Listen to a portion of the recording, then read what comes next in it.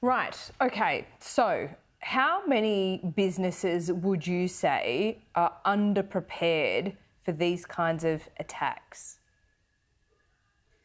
I don't think you could be any business in Australia and put your feet up and say we have done everything that we can do when it comes to cybersecurity, because the grim reality is that it is a very contested cyber environment and technology is changing all of the time. So the strategy, for example, really emphasises at the big end of town, so for our critical infrastructure providers, more exercises, more training. You don't get to an elite level without putting in the training hours, and government's really signalling it will work with critical infrastructure on that. And then for the rest of the economy, the mid-market, the small to medium enterprises, which we know are increasingly targeted by cyber criminals, the emphasis there is lifting it up, training up, building that awareness and that access to services. And traditionally, what is the biggest part of our economy hasn't put as much focus on cybersecurity as it could. It's busy balancing the books. It really now needs to focus that sector on cybersecurity as well. Yeah, it certainly does. It feels like that some of our biggest businesses in Australia have actually dropped the ball on all of this, but government and business absolutely need to work together on this. How would you describe this package today? Is it a good, middle step? Is there a lot more work to do? What is it, Katherine?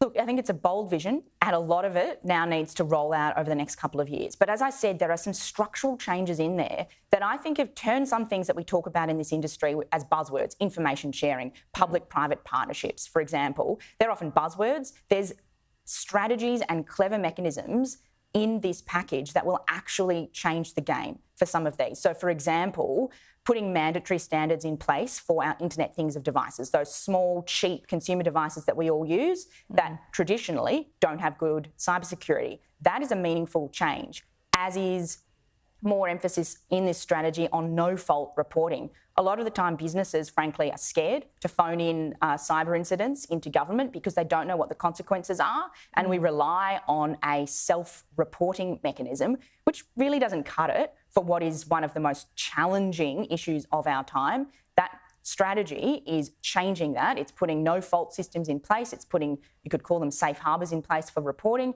and it's also fixing some of those market asymmetries around information so that consumers have more trust in the technology that they use, and hopefully more mechanisms to assess what is safe and what is not safe when it comes to buying their next technology investment. Just one final question on this, because look, governments of both persuasions have been, I think, attuned to the need to do more in this area over the last couple of years. But I remember the previous government outlined in one of its budgets a 10-year cybersecurity strategy with funding going over that decade. Has that been maintained or built on? Or when we have elections, are those kind of plans just thrown out the window and new governments start from scratch? Yeah, look, you're right, Laura, in the sense this is 7 years in since our first funded strategy as a nation, and we've had 3 strategies in that time, and this strategy is set to last out to 2030. The reality is that it is incremental building on many of the measures that have come before, and that's good, right? We're not just throwing the baby out with the bathwater and starting again. That big investment that you mentioned there, that $10 billion, I should say, or several $1 billion investment over 10 years, that was funding our Australian Signals Directorate. So that was increasing the capability of our cyber offensive operators and also our pointy tip of the spear when it comes to government. That's continued under this government, as it should.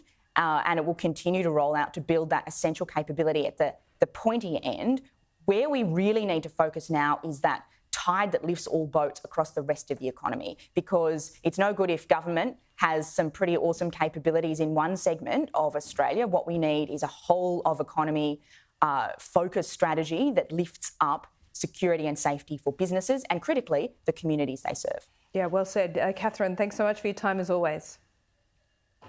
My pleasure. Good to be here.